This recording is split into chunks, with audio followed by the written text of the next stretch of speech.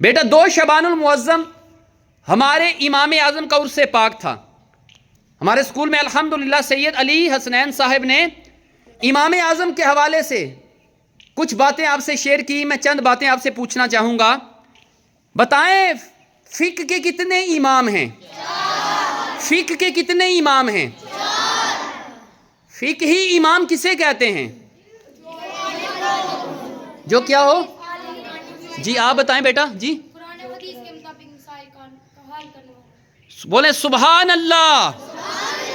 فقہی امام وہ ہوتے ہیں جو قرآن و حدیث کے ذریعے مسائل کا حل نکالیں. یا نماز، روزہ، زکوٰۃ، حج، ان کے مسائل قرآن و حدیث سے نکال کر لوگ فقہی امام کہتے ہیں. اچھا فقہی جو 4 امام ہیں ان سب کو ہم مانتے ہیں؟ الحمدللہ ہم سب کو.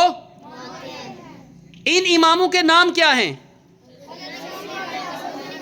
امام اعظم، امام شافعی، امام مالک اور امام حنبل. بولیں سبحان اللہ.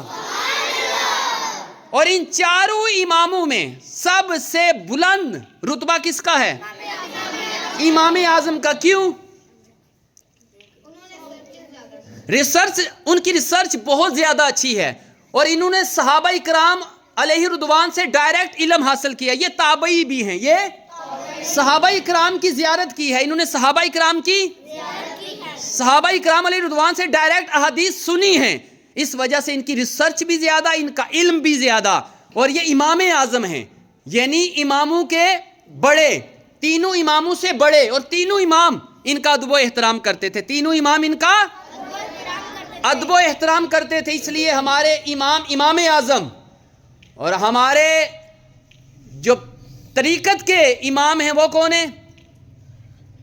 شریعت کے تو امام اعظم ہو گئے، طریقت میں پیری مریدی میں غوث پاک. کیا ہے؟ غوث اعظم. وہ بھی ولیوں میں اعلیٰ اور یہ اماموں میں اعلیٰ رتبے والے. اس کا مطلب یہ نہیں باقی امام کا رتبہ نہیں ہے، ان کا بھی رتبہ بلند ہے، مگر یہ سب سے بلند. یعنی یہ ایسے ہیں جن کا مقام بہت اعلیٰ.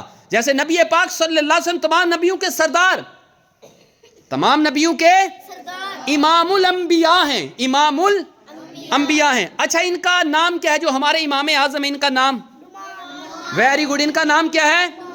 نعمان. ان کے والد صاحب کا نام ثابت. کیا نام ہے؟ اور ان کی کنیت کیا ہے؟ ابو حنیفہ. کنیت رکھنا کیا ہے؟ کنیت رکھنا کیا ہے؟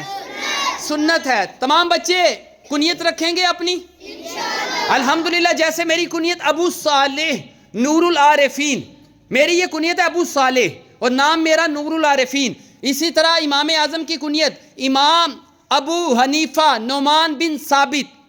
کیا ان کا پھر نام ہوا؟ امام ابو حنیفہ نعمان بن ثابت، یعنی ثابت کے بیٹے. اور ان کا عرس پاک کس تاریخ کو ہوتا ہے؟ 2 شعبان المعظم کو. ان کا علم بھی زیادہ تھا، ان کا تقوی بھی زیادہ تھا. اتنا وقت نہیں ان کے تقوی کے واقعات سناؤں، ان کے علم کے واقعات سناؤں. یہ مسائل پرابلم کو کیسے سالو کرتے تھے، لوگوں کی عقلیں دنگ رہ جاتی تھی جب یہ پرابلم سالو کرتے تھے. اللہ پاک کی بارگاہ میں دعا ہے اللہ پاک ہمیں ان نیک لوگوں کی صحبت میں استقامت عطا فرمائے.